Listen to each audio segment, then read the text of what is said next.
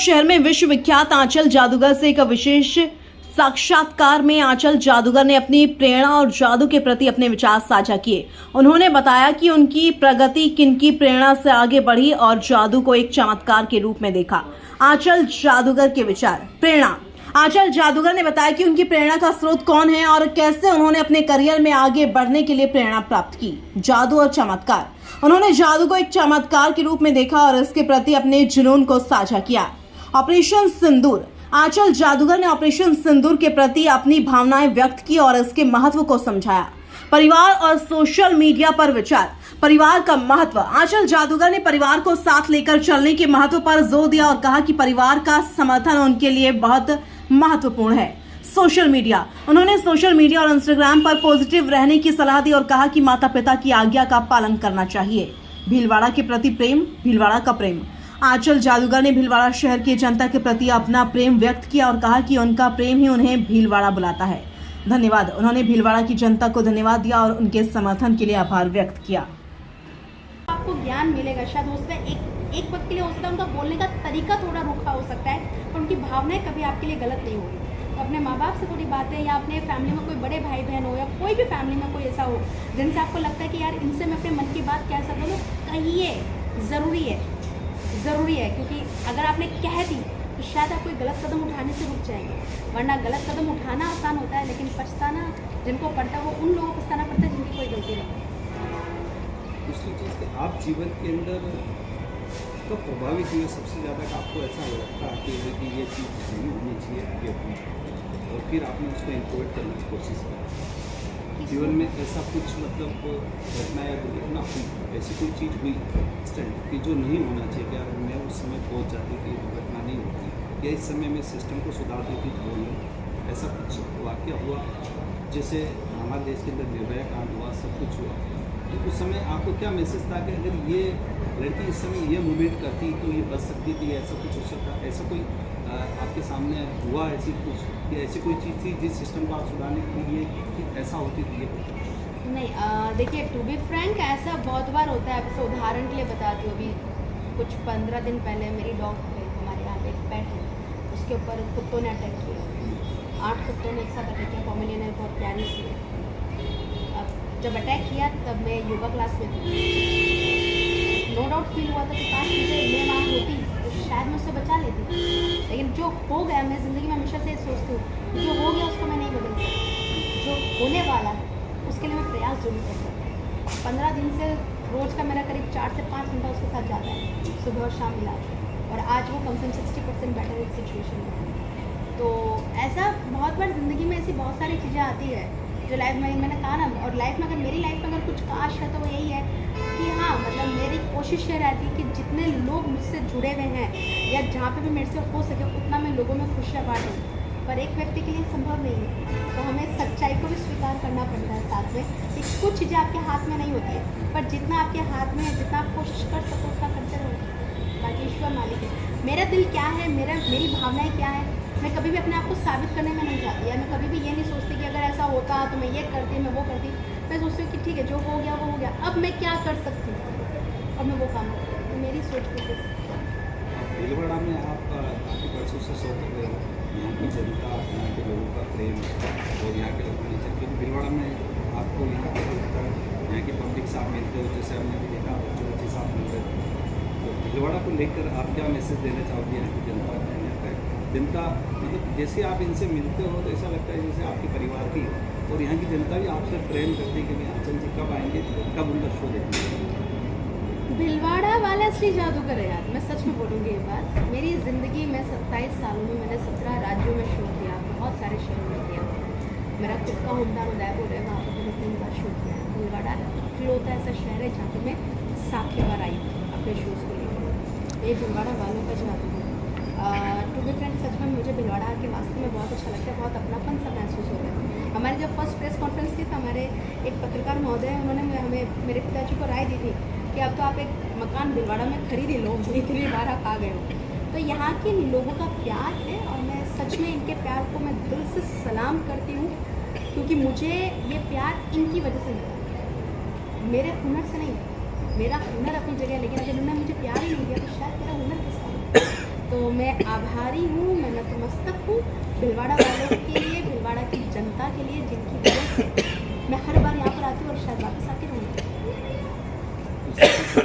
कि ये जो आप जो शो करते हो, तो आज के समय में जैसे आप इसको जादू म्यूजिशियन कहते हैं, कुछ लोग धर्म की आड़ में जादू को देव स्थान के टाइप समझ लेते हैं, वो कुछ ऐसी ट्रिक उनके स्थान पे कर लेते हैं, जिसके नाम अभी एक न्यूज नेशन पे एक मुहिम चली थी, ऑपरेशन पाकड़। तो आप इस चीज़ को क्या मानते हो? क्योंकि वो ज़्यादातर तो म्यूजिशियन की तरह ही करते हैं, लेकिन वो ट्रिक रहती है कि वाकई में ये सब सत्य है। आपके माध्यम से आपके कहना चाहते हैं? आप मेरे से ये बात मीडिया में पूछ रहे हैं। नहीं, मेरे कहने का मैं मतलब- समझ रही हूँ आपकी भावना को, ठीक है। समझ हूँ। मेरा हमेशा से मानना है जादू और चमत्कार दोनों में बहुत फर्क है, और दोनों में एक बारीक लाइन का फर्क है। नज़रिया जो है लोगों के दिमाग में दोनों में बहुत अलग है। मतलब अगर एक जनता की सोच से देखोगे, जादू मतलब लोगों को बेवकूफ़ बनाना, चमत्कार मतलब ज़िंदगी में कुछ बदलाव लेकर, ठीक है। अगर मान लो आज मैं एक जादू से किसी का माइंड रीड तो ऑडियंस पॉइंट ऑफ व्यू से अरे इन्होंने कुछ ट्रिक के बेवकूफ़ बना रहे, इसके पीछे कुछ चालाकी है। वहीं अगर मैंने भगवा वस्त्र पहन लिया और मैंने पूरा वो सेटअप को तैयार किया और फिर मैंने किसी का पर्चा निकाला, तो वो चमत्कार है। जिन लोगों के बारे में आजकल ऑपरेशन पाखंड चल रहा है, देखिए व्यक्तिगत रूप से मैं किसी को जानती हूँ, तो मैं जब तक मैं किसी को खुद से अनुभव नहीं, चाहे जो भी, तो माननीय प्रधानमंत्री जी के नेतृत्व में हमारा भारत आगे बढ़ रहा है, उनके लिए आप क्या कहेंगे? देखिए भारतवर्ष जो है वो हमेशा से विश्व गुरु रहा, हम सभी जानते हैं। अगर हम बात करते हैं शिक्षा की, तो हमारी जो शिक्षा प्रणाली, नालंदा विश्वविद्यालय हुआ या कई सारी हमारी यूनिवर्सिटीज़ यहाँ पर रही है हमारे देश में, विदेशी हमारे देश में आके शिक्षा ग्रहण करते थे और वहाँ जाके उन्होंने दूसरे लोगों को इससे अवगत कराया। हाँ, ये अलग बात है कि बीच में जो मुगल शासक आए थे और वो जो सारी चीज़ें हुई थी, हमारी सारी शिक्षा प्रणाली को डिस्टर्ब किया। फिर अंग्रेज लोगों का वो जो टाइम था, वो सब चीज़ें हमारे वो कहते हैं ना फूट पर डाली, हमारे लोगों में फूट डाली। तो ये जो चीज़ें हैं, कैसे से हमारी जो बेसिक्स है उनके साथ छेड़छाड़ हुई है। तो अब रही बात, आज इस बात को कोई डिनाई नहीं कर सकता कि हमारे माननीय प्रधानमंत्री जी की वजह से हमारे देश का जो इमेज है, हमारे देश की जो पहचान है, वो पहले से बहुत अच्छी बदली है। इस चीज़ को कोई डिनाई नहीं कर सकता कि आज जिस तरह से हर चीज़ में छोटी छोटी चीज़ में आत्मनिर्भर बनना, ये जो मुहिम लेकर आए, ये बहुत बड़ी मुहिम है। स्वच्छता की जो बात अगर हम करते हैं, मैं ये नहीं कहूँगी कि पहले वाले किसी लोगों ने नहीं किया, लेकिन जितनी एक्टिवनेस के साथ, सक्रियता के साथ हमारे प्रधानमंत्री जी ने इस मुहिम को चलाया है, स्वच्छ भारत मिशन, जो गाड़ियाँ पूरे शहर में गुजरी आती है, अब जो आने लगी, जो पहले के कितने सालों में कभी नहीं आई, जो अब आने लगी है। तो ये छोटे छोटे बदलाव है, जो बदलाव अगर एक साथ एक व्यापक रूप में आते हैं तो पूरे देश की छवि सुधरती है।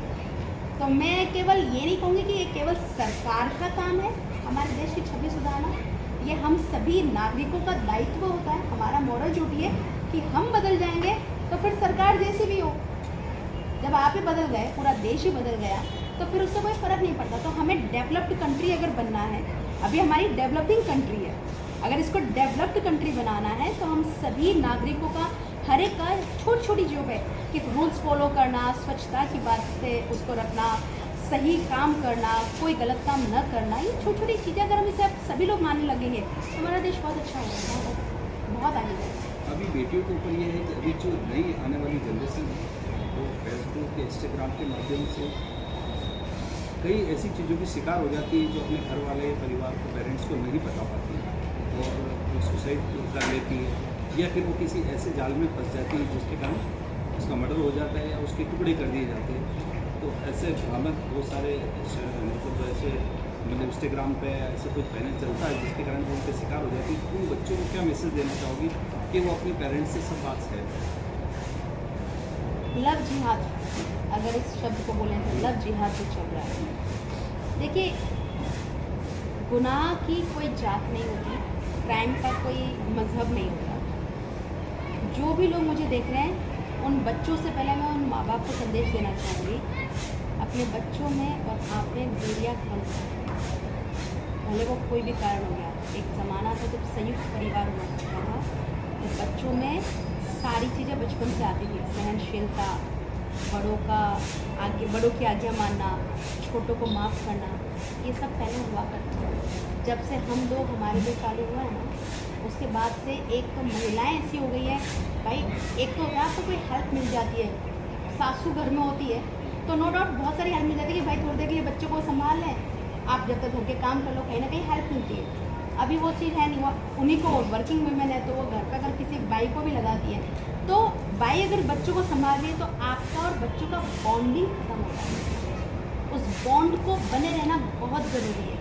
पहले के टाइम पे ऐसा नहीं, पहले के टाइम पे टीचर्स अगर बच्चों को मारते थे तो भी बच्चों के लिए अपने गुरु, उनके जो शिक्षक हैं वो भगवान हुआ करते थे। आज थोड़ा चिल्ला के देख लो बच्चों को, पुलिस में कंप्लेन है। तो ये जो बारीकी है ना, छोटी छोटी चीज़ें, तो ये पेरेंट्स की पहले जिम्मेदारी है। बच्चा जब जन्मता है ना, उसको कुछ भी नहीं पता होता, आप उसे किस सांचे में ढाल रहे हैं। शुरुआत में माएँ होती है कि यार ठीक है थोड़ी देर ये मोबाइल देख लेगा तो मेरा काम हो जाएगा, मेरा काम पड़ा है ऐसा कैसा, और ये मेरा सिर खा रहा है, मेरे को परेशान कर रहा है। उस चक्कर में वो 6 महीने के बच्चे को मोबाइल देती है कि मोबाइल देते देते खाना खा ले वरना खाना नहीं खाएगा, और वहाँ से वो लत चालू होती है। और आप 3-4 साल के बाद बोलते हो बच्चों को कि मैं हमारा बच्चा तो मोबाइल छोड़ता ही नहीं है, मैंने उसको सिखाया किसी। तो पेरेंट्स का ये नियम है कि अगर आप चाहते हैं बच्चे में कोई बदलाव आए, शुरुआत आपको करना पड़ेगा।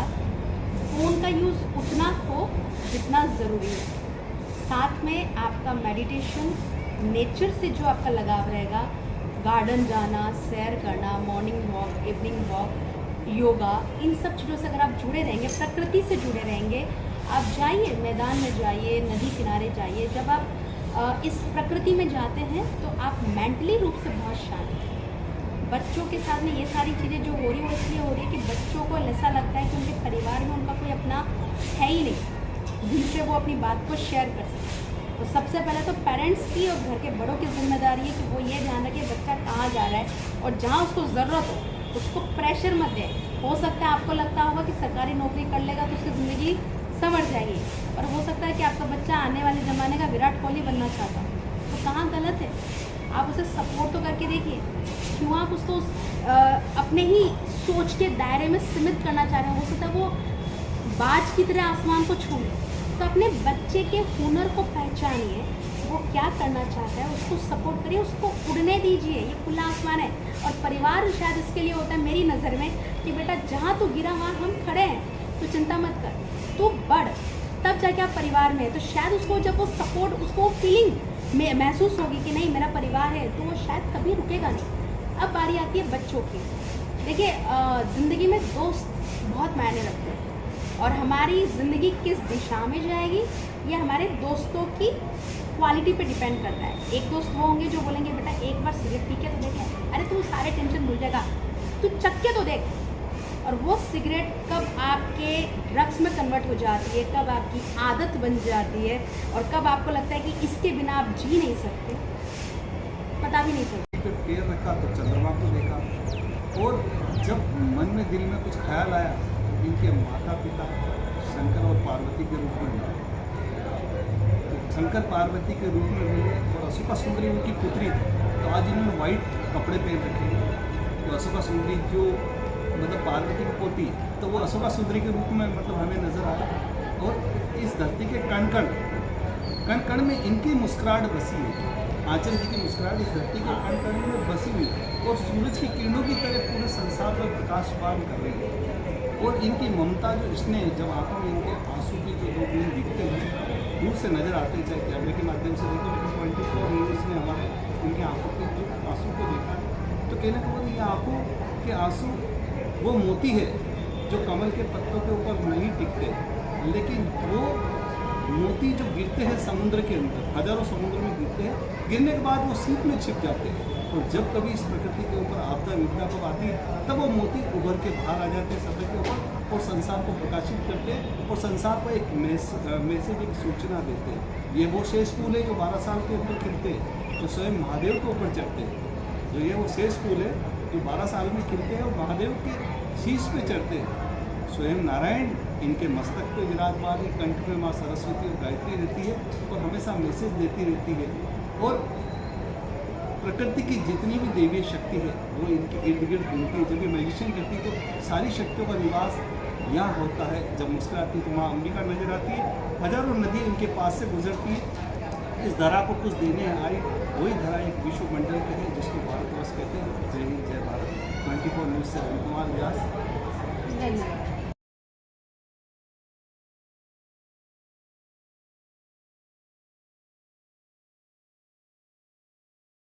विश्व विख्यात यहाँ पर जादूगर आंचल जी यहाँ मौजूद है। और आंचल जी से मैं पूछना चाहूँगा, आंचल जी ये मैजिक का जो है कितने साल से आप कर रहे हो, किस साल प्रारंभ हुआ और कैसे आपको प्रेरणा मिली इस चीज़ की कोई आप इस म्यूजिशियन के अनुभव? पहले तो सभी दर्शकों को मेरा नमस्कार, जादूगर आंचल का प्रणाम। जादू का सफ़र मेरा शुरू कैसे हुआ?